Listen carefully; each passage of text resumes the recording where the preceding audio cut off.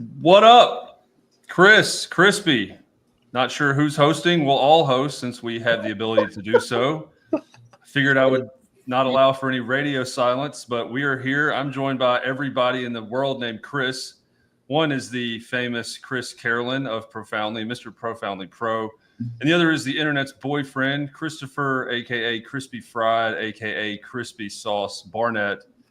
How are we today? It's 3 days until inbound. It's 3 hours-ish until Final Four is announced, and I have the tingles everywhere. I don't know if it's the pre-workout or anticipation or a mixture of both. Like a personal problem, Rob. Honestly. Yeah. Get that checked out before we go spend a week together at inbound. Yeah. As roommates, by the way. I'm going to bring this mic closer so it doesn't sound like I'm drowning, which I also could be drowning. Yeah, last Friday before inbound. It's been a crazy week, crazy month, crazy year, maybe. Excited for next week. Yeah, the culminating event of the year. It's going to be interesting. I am ready. I am ready to go, and I am ready to have it done with because I know I'm going to be tired, and I'm going to test my liver while I'm there, which is going to be fun, and meet some great people.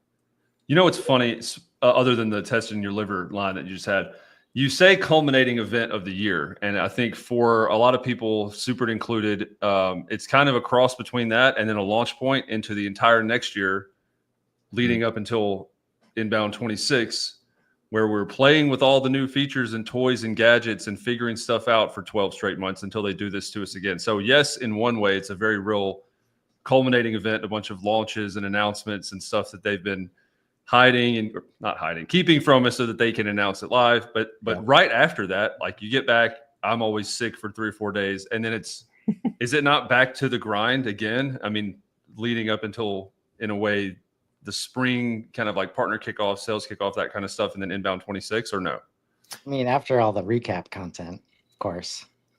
Yeah, then we start grinding. But it's like a refreshing grind, though. You know, it's cool. Yeah. You learn new things. You feel energized from meeting people and seeing them in person. Like, as great as inbound is when it comes to the product updates and learning about new HubSpot stuff, the best thing is seeing the people that are in the ecosystem. Like, that's why you go to inbound. That's the magic of the experience. Yeah. It's hard to say that this is for work. Oh, yeah. Right. Yeah. Well, I mean, technically it is, but yeah, even Yamini's post today, you know, her chaos office and all that is a mess, but like as the very real figurehead and CEO of the company, she even mentioned like, you're going to go to connect with people. I'd strongly recommend that, which I thought was refreshing, not just, you know, book as many sessions and, you know, trudge through everything for 4 straight days and ignore people. Not that, or even part of her message was like, connecting with people is one of my favorite parts. Actually, the quote was like, be curious, ask questions, which I think at large, we do a really good job of that. But yeah, the connection is definitely the best part. Speaking, by the way, of culminating events, we've been running this little admin of the year campaign for the last, how long has this been going on, man? A month now? It seems like a year that this has been going on. Yeah, like almost 6 weeks, I think. So it'll be 6 weeks. 6 weeks. So we 32, 16. One of them was 2 weeks. Yeah, right at 6 weeks. Next week will be the full 6 weeks. Next week will be the full 6 weeks. Yeah. And we've had, I mean, what the craziest part to me right away, I don't really have a choice. I'm just going to be honest. There was a lot of people not on that list. Yeah. Like, how is George B? So like that was striking to me, and it made me realize how, to quote Kevin Sundin, who was on the list, like self-promotion is hard. So how many of these people that are widely regarded and esteemed that you both could probably name off the top of your heads as like, this guy is a freaking legend. This girl is better than me. This person has shown me things I didn't think were possible. Mm-hmm. And we started with 32, which seemed low. I get the March Madness bracket and the time crunch. But Crispy, I'll ask you first. Like, what has this 5 weeks revealed to you, aside from, not to steal your thunder, like the amount of engagement and participation? What have you learned from this?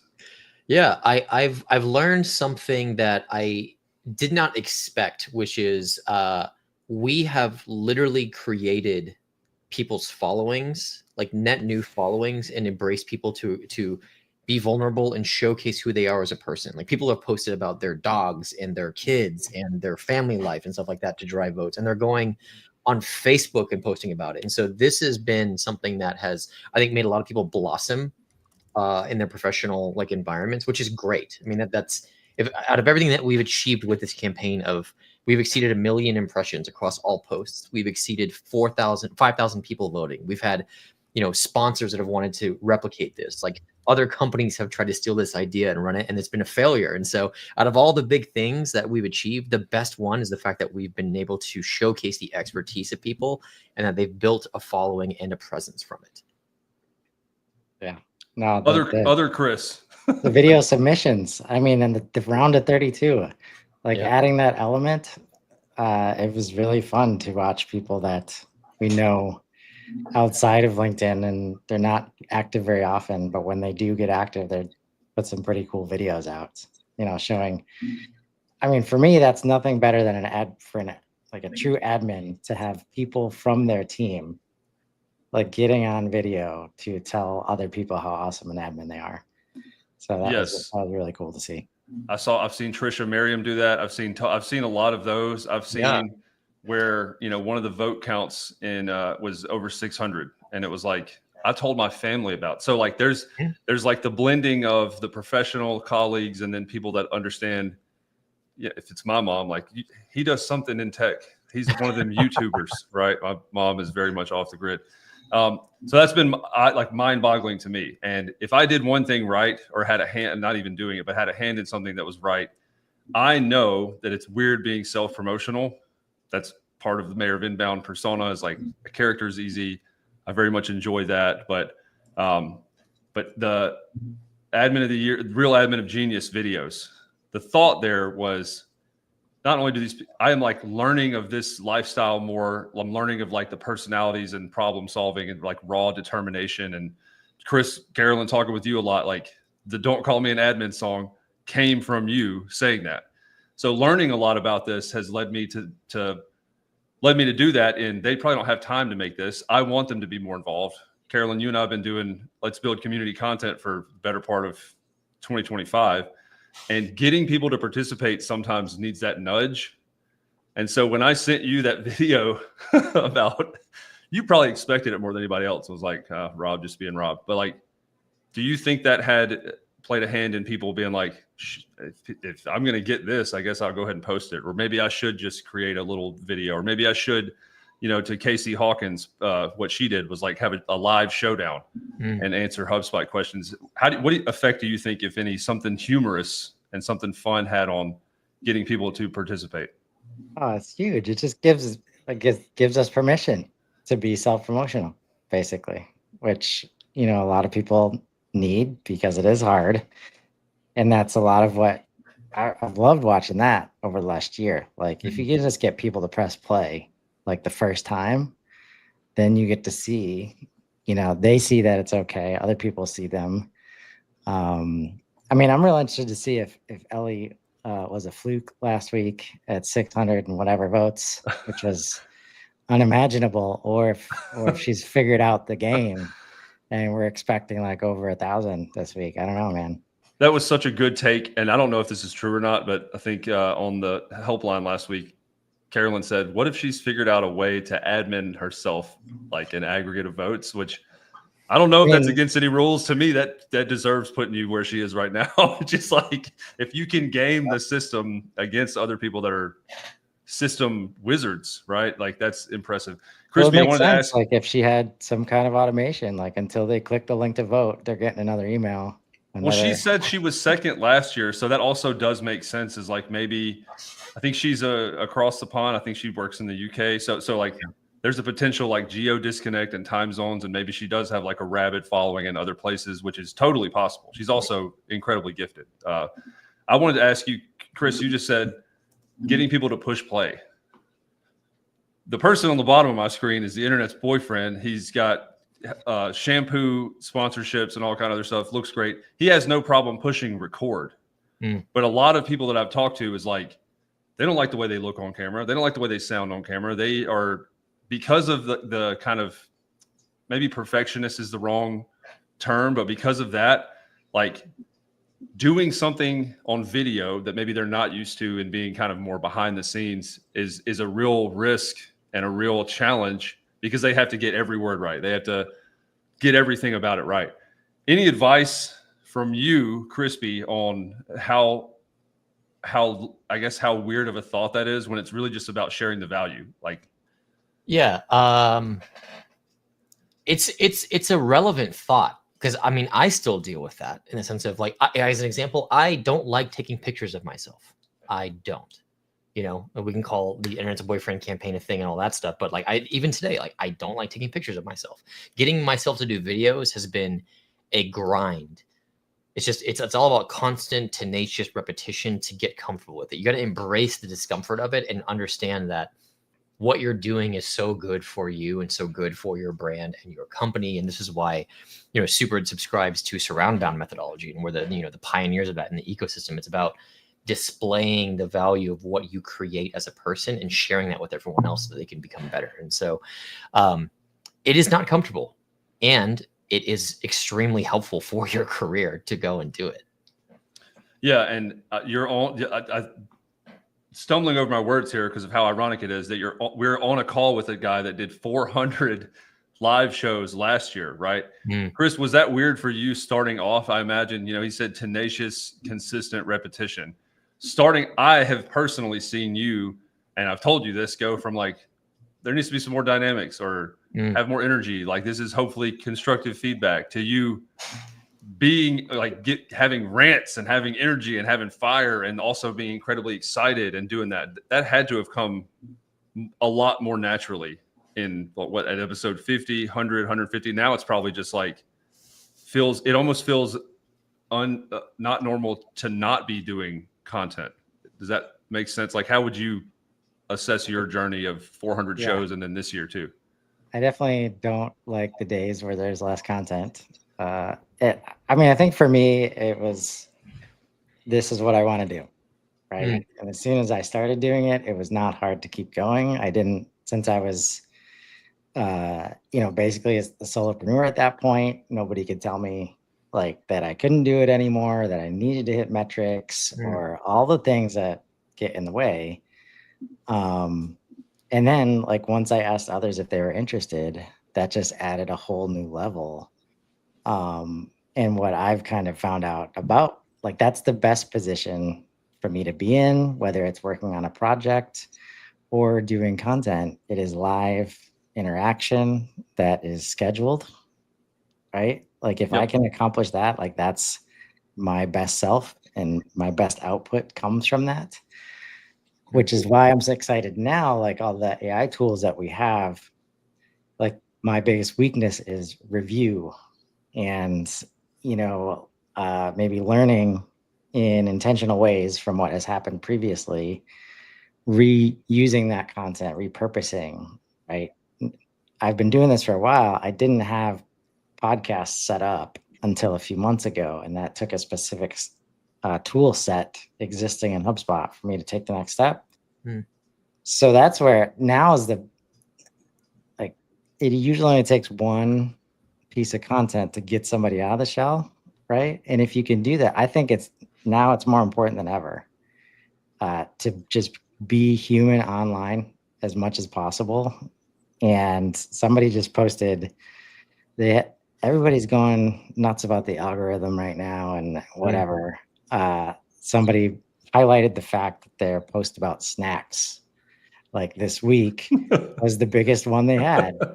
And it was like, they said something about like this. I think I saw that and engaged with it. I love a good snack. This platform needs more, you know, like relaxed content or something like that. And I said, this platform needs more, like you thinking you're smarter than the algorithm. Like we need less of that content, right? Everybody thinks that they can figure out the algorithm, and when you try to manufacture engagement in how you show up, like it's naturally not going to be as human and as authentic, right? That's why like when we saw everybody making these videos, right? Because this is the part that everybody I think misses. Like George B. Thomas, right? Well known. Like everybody not even everybody, like a lot of people inside the LinkedIn bubble really might know who George Thomas is, but there's new people coming in constantly. They've never heard of George B. Thomas. Yeah. Like you mentioned, Ellie was second last year. Yep. And this is not on her, right? More on me. I did not know who she was until I was up against her in this challenge. Found out pretty quick. Yeah. Look, same. Yeah, I got crushed. You have done some. You've done. I'm going to try for like the ultimate segue here, right? So here we go. Let me. All right. That I would consider the algo an excuse, and you're both named Chris. To me, that's almost where, and you both love HubSpot. Like you're both brilliant, but that's where some of the personality similarities end. Just because I've worked with Crispy for a month and a half, I've known him for a while. Chris, I've done a bunch of stuff with you. The one thing I can say for sure that you share is really powerful, and you've both rubbed off on me, is like you don't like excuses. Crispy, this is a family-friendly program right now, but I've heard what you say about excuses. It's very passionate. Don't have them. Chris, that feels like the journey you went on of like, oh, well, I don't have a pot. So you almost seek to eliminate excuses and like seek them out to get rid of them. People are doing it.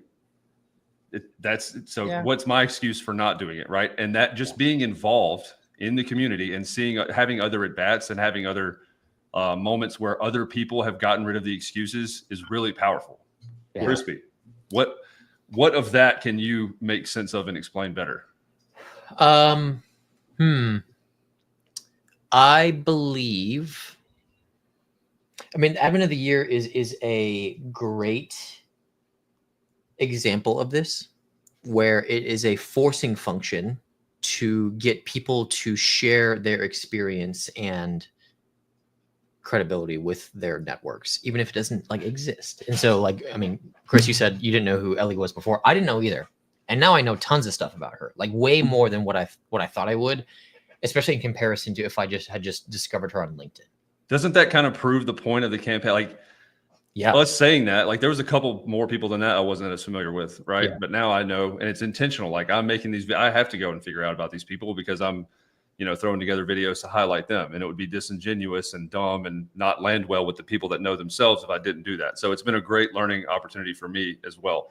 I know we have 5 minutes left, and we've been let's filibustering the bracket. Who's the top four, Rob? So we do have the top four, and that will be announced at when tonight? The top two, Crispy. Top two will be announced at 5 p.m. Central Time. 5 p.m. Central Time, we will find out. Crispy disabled my ability to see the current count, which is great because I cannot be trusted. So I don't know. What Crispy did say, like every week, it's pretty close. There were some ones that were not as close last week. Ellie destroyed, but Cameron Collins made it into the top 8, I think, or top 16 at the last possible minute. There were a couple upsets. Yeah. What would your message be for the people that maybe haven't voted yet or haven't heard of this, as far as their ability to influence the outcome one way or the other? I'll say this, because there's only 2 matchups right now, 4 contestants total. One matchup is very close. One matchup is not close at all. So that's the only nugget of information that I'll give to everyone. But you can influence both of those, either in the form of making it much closer or lengthening the gap between the two, depending upon who your favorite admin is. The thing that I would encourage everyone to do if you voted in any round at all is the admin ascent, which is the final 2, will be quite the experience. So cast your vote for the final 2, make it known, even if your favorite admin did not make it to the final. But final 4. And what's on the line here? There's so much of this that we've talked about in huddles, and that's like, I don't know if I'm going to get in trouble, but I also didn't want to overshare. I've suggested some insane things, like I think a pink Polaris 4-wheeler custom was one, didn't make it. Sorry, spoiler. That wasn't in the budget this year, maybe next year. But like, other than the belt, which we've discussed, other than the bragging rights, other than some swag, other than the ability at Inbound to go around and influence votes with like the in-person campaign, which I think is an amazing forcing function. What else is like on the line? And what are the top 4? I mean, even if they don't make it, They deserve a round of applause. All the support in the world. What's on the line as far as the stakes? There are lots of things on the line as far as the stakes go, and they've changed as we've gotten deeper into this competition, which I think proves two things. One is the initial creation of this campaign didn't have prizes included. Like it didn't. See, Chris, that's what I was saying. Like it's evolved over time. Like I didn't tell people, hey, you're gonna win, 50 grand at the beginning or anything like that. And people were like, yeah, I'll still participate. And that's which is just wild. But there are a lot of cool prizes that I cannot share just yet. The final four is getting a custom swag bag at Inbound if they can come find me at the super booth, at the after party, or just somewhere out and about in San Francisco. So final four do get the custom swag bag for the Admin of the Year campaign. Final two get something a little more special that will be saved for the super block party.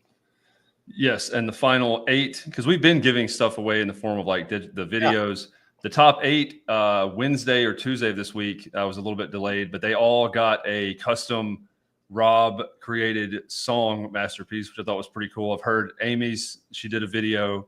It was really good. May have influenced my vote, may not have. I will not divulge that. Chris, Carolyn, if you had to make a prediction, or you had to, who do you think the final 2 for Admin Ascent going into Inbound week will be? It sounds like Ellie's continuing her journey. if somebody is well out in front of the other person. James has been my pick from the beginning, just because he's been on this like rocket ship of LinkedIn presence since last year. So I think it's I think they're facing each other though, right? They would, if you pick those two, they would face each other in the final 2. They're not matching up now. Yeah. So it's Amy and James. Amy and then James, Amanda and Martin versus Ellie. Yeah. Yeah. So that's tough. I'll take Ellie and James probably. So Ellie for the win or James for the win? What do you think? Yeah. I mean, if she's number 2, you got to stick with your horse, man. You picked James. You picked James, people. Man. Stick to your guns here, man. All right. Yeah. I mean, he's got to figure it out, though. I don't think I've seen him too high votes, like comparatively, but maybe he has. If anybody can, he's also doing the pitch competition, right? Mm-hmm. Yeah, I saw that live. Marie did that, but it was for Rev Odyssey. They crushed it. I'll say this: James, Amy, you're both great. Whoever wins between Ellie and Amanda, I think they're facing each other. Yes, they're going to win. Whoever wins that one, I think that one's the close one. If I had to guess, I think they're going to win, because they both had supporters turn out volume. It is 2. We have to get to HubSpot helpline. Crispy, I will see you and room with you here in about 3 days. Be in San Francisco. Chris, I will see you in about 4 days at Partner Day, hopefully. Actually, I'll see you in about 1 minute as we hop into this next call. There we go. Thanks. All right. Good luck to the final 4, making it to Admin Ascent. Crispy, thank you. Tell the internet I said hello. And Chris, I'll see you in a minute.